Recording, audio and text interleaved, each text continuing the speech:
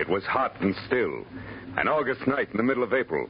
But that didn't matter to the striptease dancer in the golden mask, because murder made her blood run cold the night the heat wave struck. From the pen of Raymond Chandler, outstanding author of crime fiction, comes his most famous character in The Adventures of Philip Marlowe.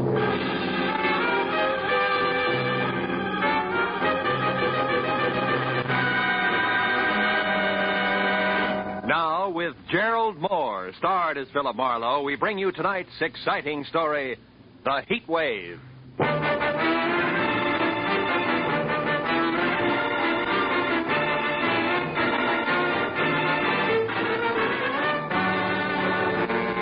Spring was only 3 weeks old, but the sun bore down on Los Angeles with the middle of the summer vengeance.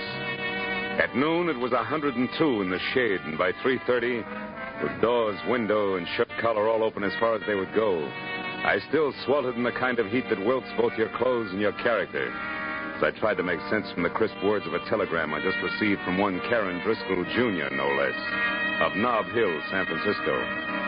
It told me to go to the Palace Theater, a burlesque house on Main Street, watch the performance of the featured dancer, get backstage, and take a close look at her face. Then meet the 7 o'clock plane from San Francisco and report what I'd seen to Miss Driscoll, Jr. It was a strange request coming from Nob Hill, but the enclosed $50 money order wasn't kidding, so I perspired my way down to the Palace Theater. There, instead of the usual 30 beautiful girls, 30 sign over the marquee, was a 50-foot gold banner that screamed, "The Heat Wave, who is she?" And the showcase cars that led to the box office were all a circle of question marks that centered a woman wearing a strange gold mask and little else. I bought a ticket and went inside in time for the tail end of the matinee.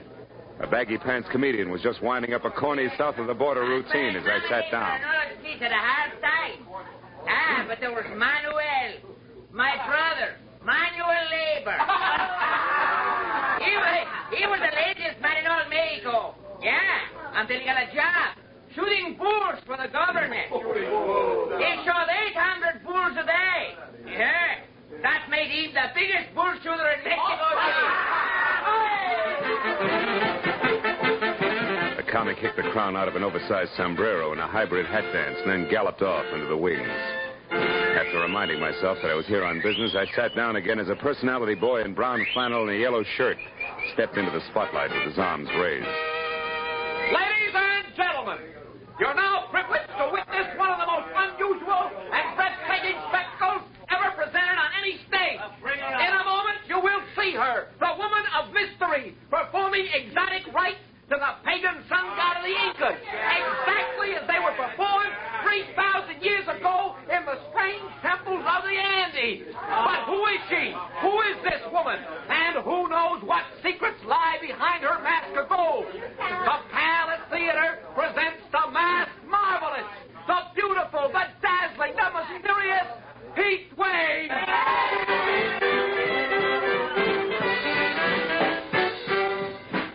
I had to admit it. This was special.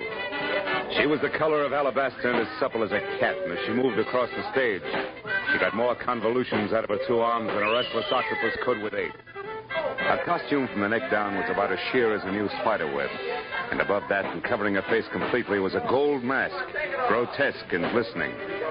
As the dance headed for a climax designed to knock the cash customers right out of their seats, I reminded myself again that I was here on business. So I walked down the side aisle to a door that led backstage and went through it just as the dance ended. And while the audience tore the house down begging for more, the heat wave tossed a couple of kisses through a gold mask and ran to a dressing room. I started after her and was halfway there when a bulging hulk in a sharkskin suit that measured 6'6" in every direction lumbered casually out of the shadows and took a bulldog stance with his back against the dressing room door. I started thinking up fast ad libs and was hot for a switch on the eager reporter gag when the baggy pants comic slid up beside me. Hey, chum. Huh? You're asking for a load of mayhem if you try to get to the heat wave past Jesse there. Jesse? He the man mountain in the sharkskin suit? Yeah, with orders to break bones. No. Maybe I can help you out. Good. But how come? Yeah, let's go around to the side. You're a reporter, right? Yeah. Well, Inky Barnes can use a little publicity, too, you know. Hold it here by the door. Now, what does you have to know? Well, all I want's one look at her face. Yeah, that's a cinch. I said I'd help you out, and I will. Like this. Yeah. Right out there in the alley. And don't come back before midnight, Goon. You can see her face then when she takes the mask off. I should have known better, but all I wanted at the moment was to kick the slack out of a pair of baggy pants. So I bounced back up the steps, jerked the door open, and ran head-on into 3 square yards of sharkskin suit. It was Jesse. You ain't welcome around here, bum, so stay out. Have you got it? Okay, Jesse, let's say I've got it. Yeah. Also, don't drop it as you walk away.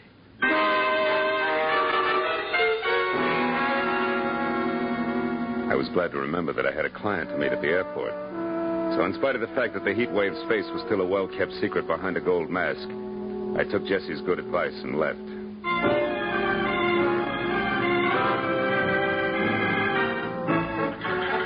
Flight 11 from San Francisco arriving at Gate 4. Will Dr. Robert Reinehr please report to the information desk? When the plane taxied to a stop at the airline's gate, it was 7 o'clock sharp.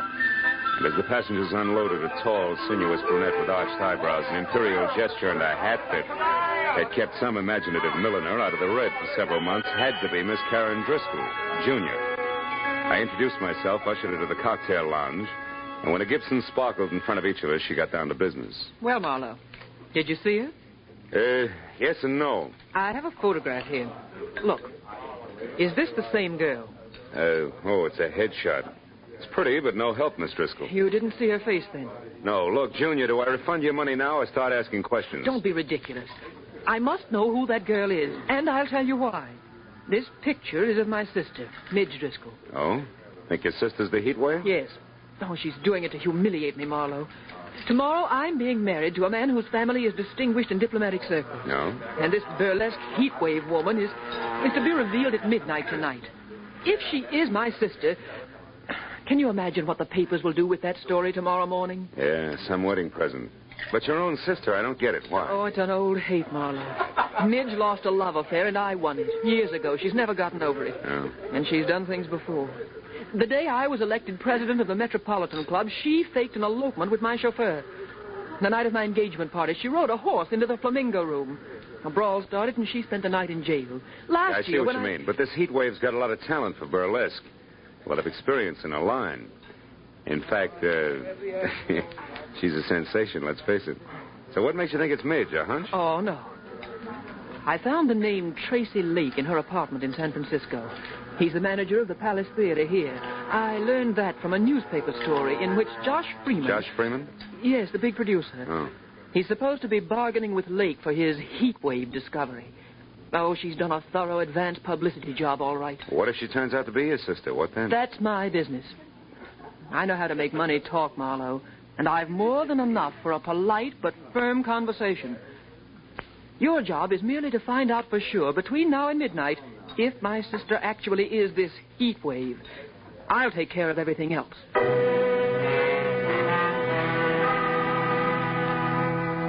Karen Driscoll, Jr. gave me her local phone number, then got up, cursed the hot night, bid me hurry, and summoned a taxi. All with a regal wave, one hand. And I was left to my own devices in something less than 5 hours to make them work in, so I drove back to the Palace Theater, which was stalling until midnight by showing a triple feature movie. Paid another admission and slipped backstage again. It was deserted except for 2 electricians tied up in pinochle under the switchboard light. The heat wave's dressing room was locked. Jessie was nowhere in sight, and I was about to leave again when I heard a familiar voice cooing into a dark nook that turned out to be a phone booth. It was Hinky Barnes, the baggy pants comic. Yeah. Beauty to the beautiful, you know. Hey, listen, baby. About that other deal, did you talk to her? She won't. You sure? Yeah. Yeah, well, look, I gotta talk to you. How about dinner? You can't? Well, I know you got things on your mind, but... Yeah, honey, I know you're tired.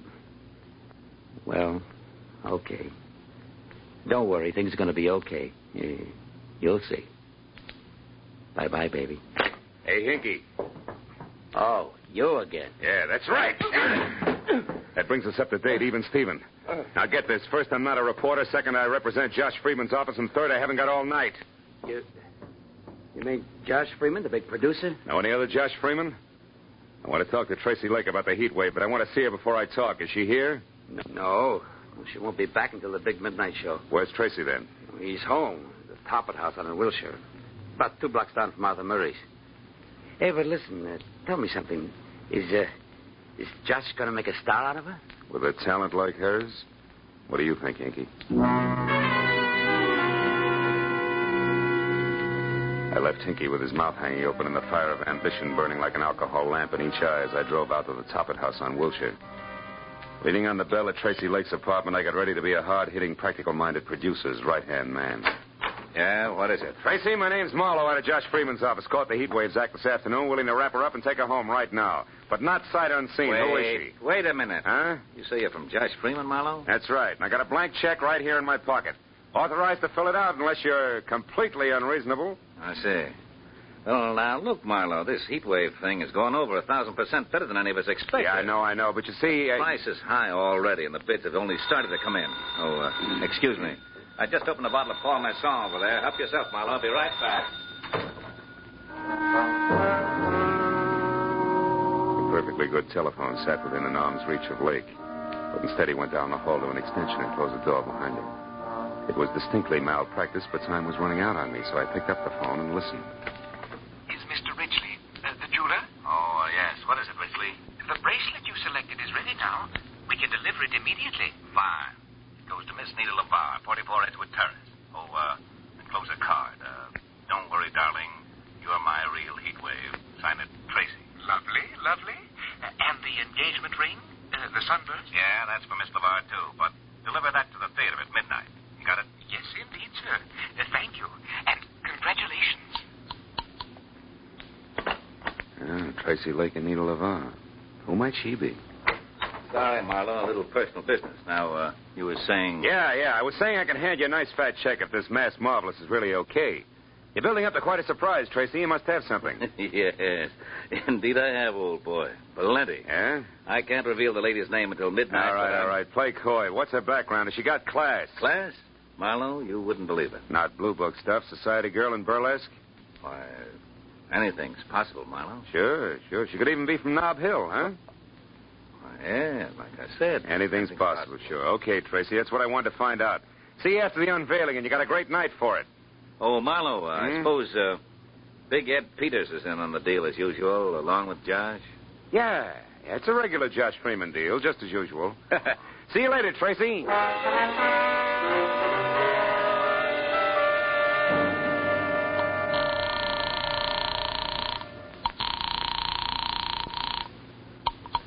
Hello? This is Marlowe, Jr. I just wound up an interview with Tracy Lake. When I threw Nob Hill at him, he turned green. But it's not official yet. The odds are high that it's your sister Midge, all right, who's knocking him dead as the heat wave. I knew it. That horrible, vindictive little tramp. What else, Marlowe? Did you find out where she is? Yeah. She's going under the name of Nita LeVar and staying at 44 Edgewood Terrace near MacArthur Park. But listen, it's not positive yet, so I'm going there to check right now. Where are you calling from, Marlowe? A phone booth at a closed gas station out here on Wilshire. But Oh. What's the matter? What is it, Marlowe? I am about to start earning that fee of yours, baby.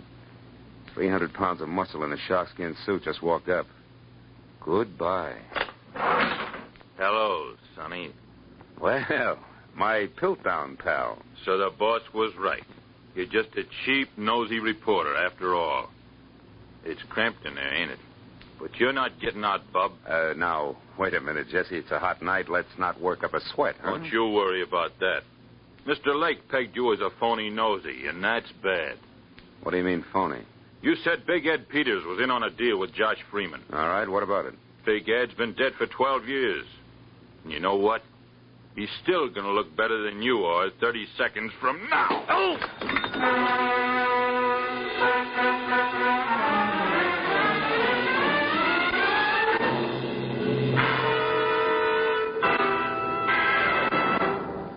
In just a moment, the second act of Philip Marlowe. But first, tomorrow night, in order of their appearance, you'll hear Joseph Cotton, Ozzie and Harriet, Jack Benny and his gang, Amos and Andy, Sam Spade, Lum and Abner, Helen Hayes, Eve Arden, and hold tight now, a special show with Bing Crosby, Bob Hope, Claudette Colbert, and Dinah Shore. over most of these same CBS network stations. And Jack Benny with Mary, Phil, Dennis, Don, and Rochester will be heard over them all. Now, with our star, Gerald Mohr, we return to the second act of Philip Marlowe and tonight's story, The Heat Wave.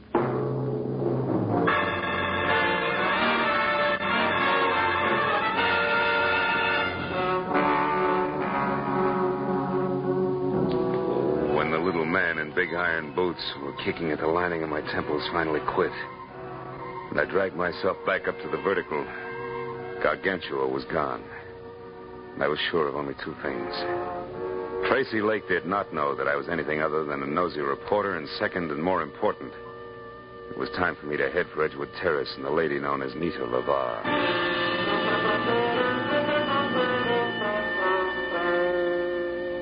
As I started for the front door of number 44, which was an all-alone stucco under tile L shape that showed a single light, the little men in iron boots went to work again.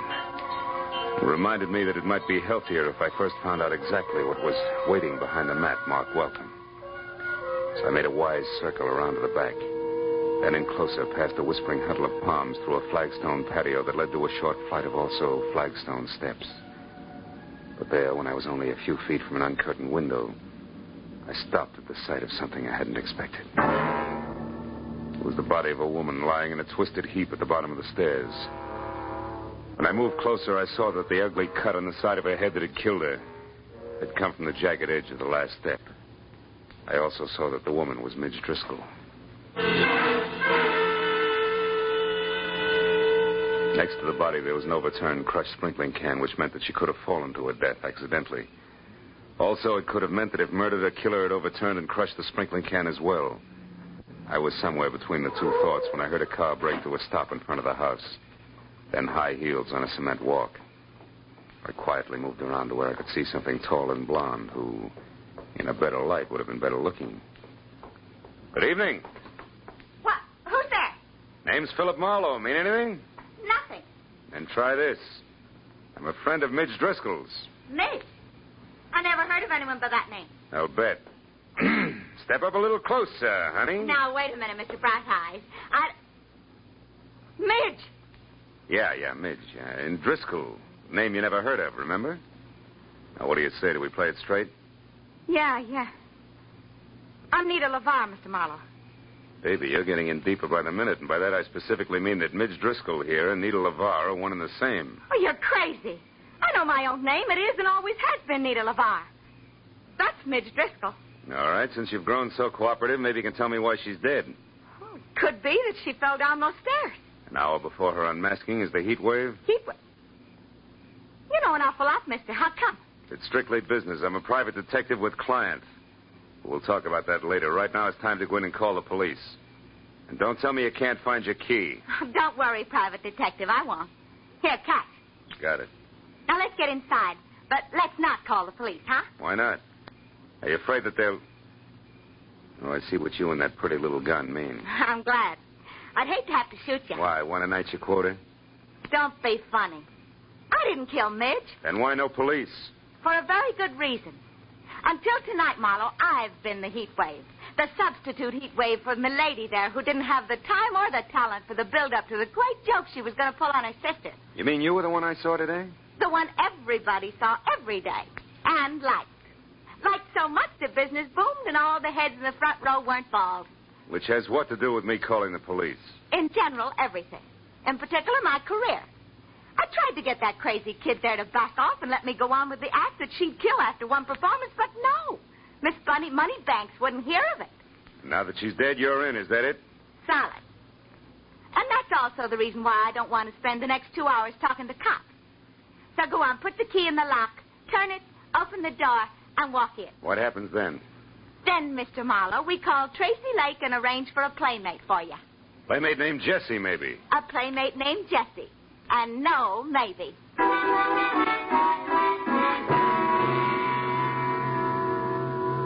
When we got inside, Nita LeVar, who handled the prisoner with the finesse of a Marine Guard detachment, took my gun, threw it across the room, put me into a faraway straight-back chair, and got through to Tracy Lake without once taking her baby blue eyes off me. Then when she told the man she called Darling all about Midge's death, which could have been for my benefit, she placed a rush order for the monster. After that, she hung up, sat down with a cigarette, and waited. But a second later, she was back on her feet. When I said that friend Jessie was fast, she said I should shut up and more. Listen, Marlowe, you do exactly as I say. Coming! Now stay right where you are and don't so much as open your mouth. Who is it? It's me, Nita. Hinky. Oh, good. Come on in, Hinky. Hello, Nita. Hi. I just happened to be going by, and since I knew it was Midge's night, I thought that... Never mind what you thought. Just come in and listen. It isn't Midge's night, Hinky. It's mine. And don't ask questions now. Here. Ooh, what's the gun for, Nita? What's the matter? A private detective, but public nuisance named Marlowe. Marlowe, a detective? Mm-hmm. You told me he was from Josh Freeman's office. He was lying. Now get this, Hinky. Midge Driscoll is out and back, dead. But why? I don't know why, and I care less. But Marlowe here is crazy for calling the cops, which would leave me at midnight doing my big number for the desk sergeant. Great. So use that gun, see, and hold him here until Jessie shows up, which should be any minute. Now, goodbye, and be careful, Hinky. So long, bright boy. Gentle soul, huh, Barnes? Never mind, Marlowe. Save the gap for Jessie. He's a great listener. I doubt if he'll give me the time, considering that I know it's an odds-on bet it'll be a couple of slugs in my belt buckle before he's even in the room. Jessie, kill you? Why would he do that? Because he works for Tracy Lake. And Tracy Lake has to kill me, Barnes. I know he's a murderer. Midge Driscoll was murdered? You sure of that? Just about. Doesn't figure any other way. Nita herself told me how much this chance means to her and how hard she tried to get Midge to back off. Yeah, but Tracy, how does he tie in? 2 ways. The money he'll get out of the show continuing indefinitely, and better than that, the fact that he and Nita are going to be married. Those two get married? You're nuts, Marlowe. No, it's straight, Barnes. I know because I overheard Tracy talking to a jeweler about the ring he ordered. Now, you mind if I have a cigarette? Hey, Barnes, can I reach for a cigarette? Oh, yeah, okay. Hey, Marlowe, you sure of this? Everything you just said, I mean, about them getting married and all? Sure I am. Why, a little disgusted with your buddies? Yeah, a little. So as of right now, you can do as you want. I'm leaving. No, you're not, Mr. Barnes. Jesse, hey, Jesse, don't shoot. I won't, Mr. Barnes. Unless, of course, you or Buster try to get out of here. Oh, who, me, Jesse? Yeah. You were going to let Marlowe go, Mr. Barnes. I don't think Mr. Lake would like that. I'm sure he wouldn't, Jesse. So why don't you just save everyone a lot of time and start pulling that trigger? While you can still see what you're doing. Hey, the light! Get going, Barnes. You dirty louse. I'll fix you. You'll never get out of here alive. Where are you? Come on, talk. Where are you? Where are you? Answer me, you hear? Answer me. With pleasure. Oh, you stinking slime. I'll tear you apart if I get my hands on you. Which, Jesse boy, is a trick. And now for our meeting in a phone booth, flowers, your big 8 bars and all.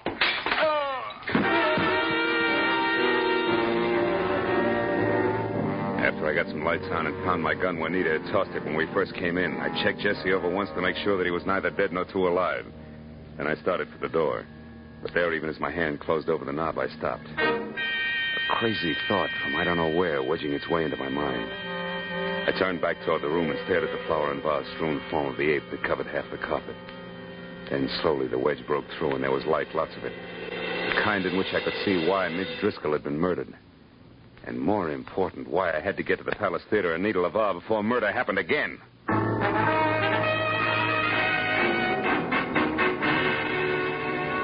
I lurched from the curb in front of Nita's at 20 minutes to 12. When I screeched to a stop downtown at the Palace without somehow hitting or being hit along the way, those 20 minutes were gone. And I was worried because midnight meant that Nita would already be on stage for the unmasking. I raced past the general at the door and then across the lobby and into the theater where I figured I could get down a side aisle to the wings. That was figuring wrong. Because fire laws notwithstanding, the place was strictly SRO and packed tighter than the 7th game World Series. Between the backs of perspiring necks, I could see that Nita, who was across stage from Tracy Lake himself and in the center of a single spotlight that could have opened a supermarket, was still masked. So while I prayed that Lake, who was winding up his spiel, would think of bigger and better adjectives, I ran back to the lobby and around to a flight of stairs that led to the first balcony, where over on one side and near the railing, I found an old man who was daddy to a trio of baby Spots. and the one giant that was on Nita. I shoved him aside just as Lake finished and the maestro took over. And with one hand, I got a good grip on the .38 in my pocket, and with the other, the handle on the big spot. Hey, what are you doing? Hoping I'm wrong, Dad. But if not, hoping the gun I expect doesn't come from the wings, but... Hey, there, in that side balcony near the curtain, see it? Yeah, it's a gun, all right. Hey, that's Hinky Barnes. Right. Let's give the funny man a big audience and lots of light. You're on, Barnes. Watch out, he's going to shoot at us. Yeah, and us at him. You got him! You got him! Music! Music! Play something! Play music! Play some music!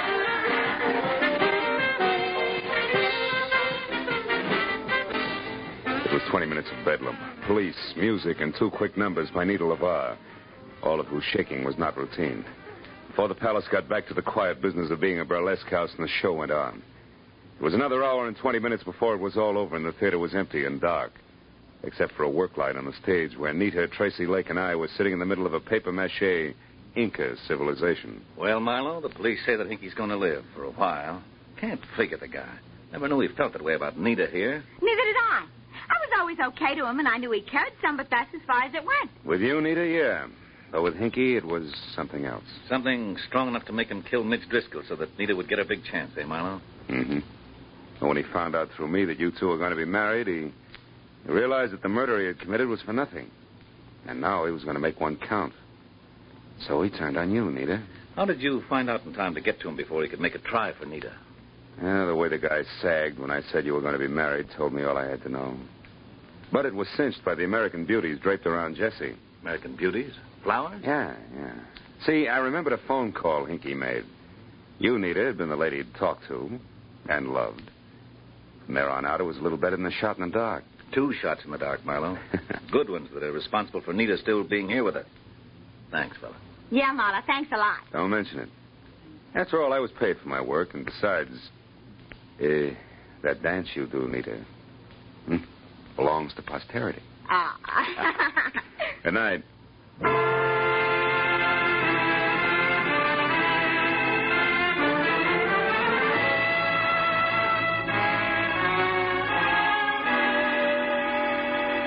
It was still hot in the city. I had no enthusiasm for further conversation, and a very sticky feeling from head to foot. So I took care of Karen Driscoll, Jr. in a fast telephone call and then pointed my car for my apartment. I couldn't help thinking of poor little Hinky Barnes, who brought laughter to everyone else, but could find no happiness for himself. He was like the man who went to see a doctor one day and said, "Doctor, I can't laugh anymore." And the doctor said, "Go and see Grock, the greatest clown of them all. If he can't make you laugh, there's no help for you." The man smiled and said, "Thank you, doctor. You see, I am Grock."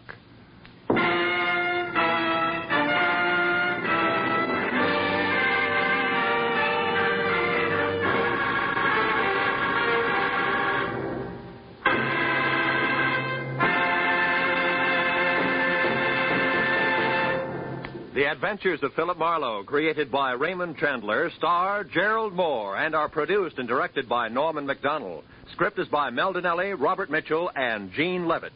Featured in the cast were Vivi Janis, Wilms Herbert, Ed Begley, Elsie Holmes, Barney Phillips, and Byron Kane. The special music is by Richard O'Run. Be sure and be with us again next week when Philip Marlowe says... It started at dawn in a Los Angeles taxi and wound up that night on a cliff in the middle of the Pacific. All because of a Dutchman with $50,000, a corpse in a lily pond, and an Oriental with a chauffeur who wanted a cloak made of nothing but feathers.